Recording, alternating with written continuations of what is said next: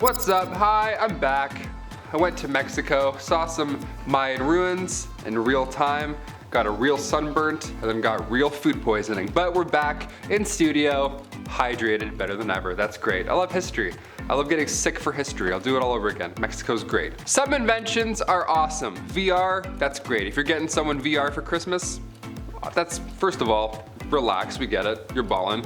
But, you know, great invention. So, other inventions, pretty useless. This list is all about useless inventions. Here we go. Here are the top 10 most useless inventions that didn't change history.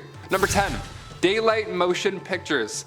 I saw Avatar 2 last night and I shit you not, the lights did not turn off for the first 5 minutes of the movie. Yeah, it was chaos. People were yelling, ushers were throwing their visors at the lights. It was chaos on Pandora. You need complete darkness to enjoy a movie. For personal preference, obviously, but for the projector's sake, we need to see the damn light, okay? It has to work. Back in the 1910s, daylight motion pictures were normal for a hot minute. Can you believe that? This trend moved across the country right after a bill was passed. So theaters went from dark and enjoyable to bright enough that you can now see who's sitting next to you in 4K with your real eyes in a bright room. It was a safety hazard for theaters to not have the lights on. Can you imagine if this stuck around? I would be so pissed. Just this bright the entire movie, we're like, all right, I think it's the Avengers, I don't know.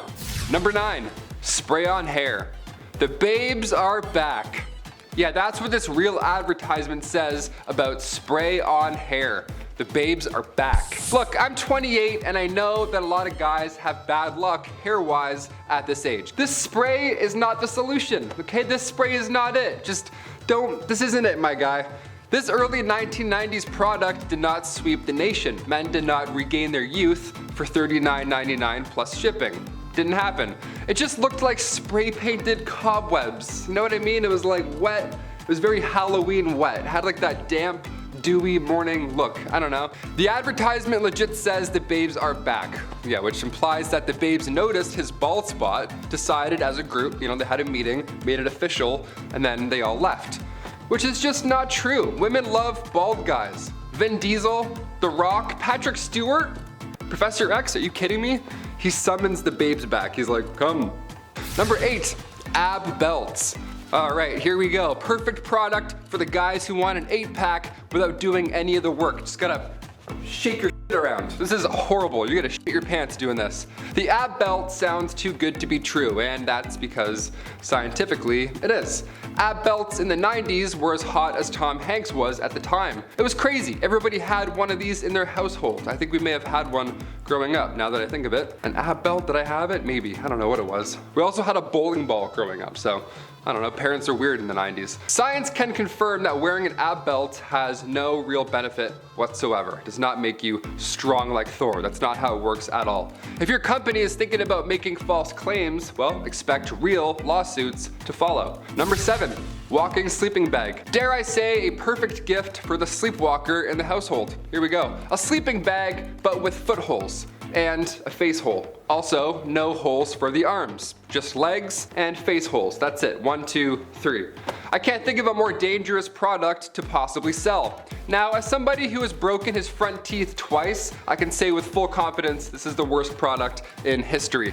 One misstep and you're just watching your oncoming doom right in front of you and you can't even stop with your hands. I get it on paper, this thing sounds cozy for a few minutes and sure, I guess it's fun, but what about when you can't find the zipper inside? Then what? Now you're David Copperfield and you're trying to escape death. I hate sleeping bags in general. Do you sleep in sleeping bags? I hope not. If so, get out. I don't know, get a blanket. I don't know, I'm put myself into a hole. Number 6, portable record players. Remember when iPods came out and it was like 1,000 songs in your pocket? That was a big deal. That actually changed the game. You know, technology-wise, that was it. We went up from there. Portable record players, not so much. That's like 8 songs in your pocket. That's really nothing in comparison right there. Back in the 80s, right before cassette players and Walkmans hit the street, this was the only way to listen to music on the go. That would really suck. That's horrible. That's like a really hot period of time there. And it looks so silly too, obviously. The thing's so big. I don't think records are meant to be on your person with headphones. Like, what are you, Mozart? What are you doing? What is this that you have attached to your waist? It looks like an IED. Get this off. This is terrible. A portable record player is not a good idea, now or then. In order to enjoy Frankie Valli in the Four Seasons, you of course had to remain completely still. You're like, hey guys, come on, listen. Nobody can move. Number 5, Radiated Toys.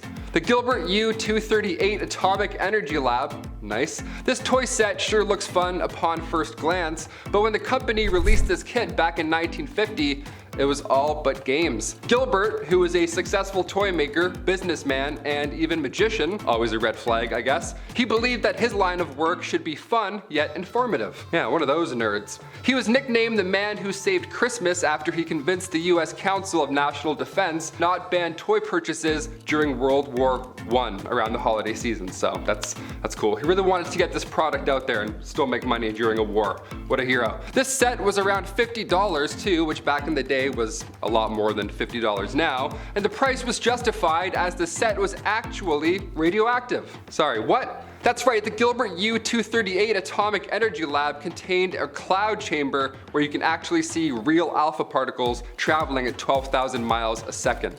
Yeah, imagine asking for a light bright and you get this. You're like, oh cool, radiation poisoning, that's awesome. I'd rather find coal.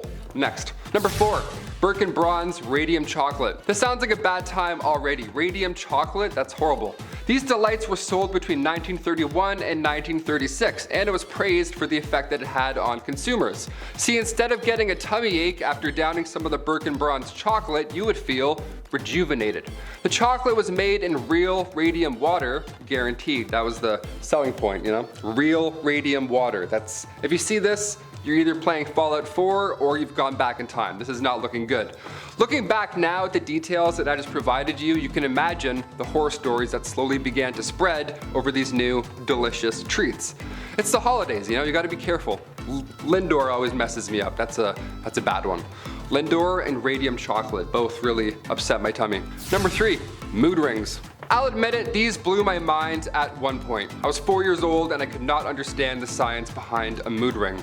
I was relying on these things every single day. The mood ring was a 70s invention famous for, of course, its changing appearance. How does he do it? Nobody knows, right? That's the magic of it. Joshua Reynolds and Maris Ambatz were the moody masterminds behind the whole fad. And in 1995, the pair sold 40 million rings in only a few months. Yeah, what colors are angry again? Because I'm very that color right now, just hearing that fact. Number 2. Spring spokes. There's winter tires and then there's spring tires. Here we go. This is, one of them works, one of them doesn't. Back in 1905, which didn't even know there was cars back then, automobile manufacturers tried to create spring spoke wheels to make your commute a lot smoother, right? If you live downtown Toronto, here you go. This is gonna save your day. You would hit a rock and then go boing, and then all of a sudden you would be at work. Sounds perfect. Sounds like not a hazard at all.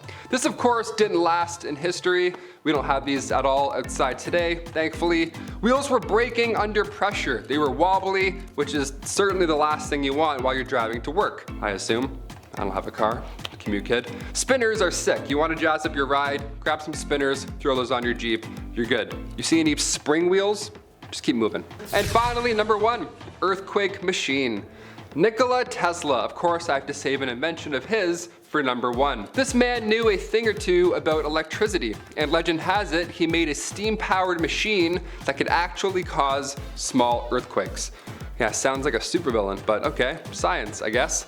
Tesla's electromechanical oscillator, or earthquake machine as I call it because it's a little easier. Legend has it, it actually caused a small earthquake in 1898 in New York. Yeah, in New York too, that's like an Avengers level threat right there. Now, Nikola Tesla told this at his 79th birthday party, according to his biographer, so there's no science that support these claims, therefore, was it real? Probably not, but it's kind of fun to think about, right? The vibrations on this machine was basically a massive taser, and it caused your muscles to clench up. And, you know, ergo, things would leave your body after you'd clench, so yeah. Nikola Tesla, was he a supervillain? Comment down below, sounds like it. I've been your host, Taylor McWaters, and we'll see you next time on Bumblebee. That was great.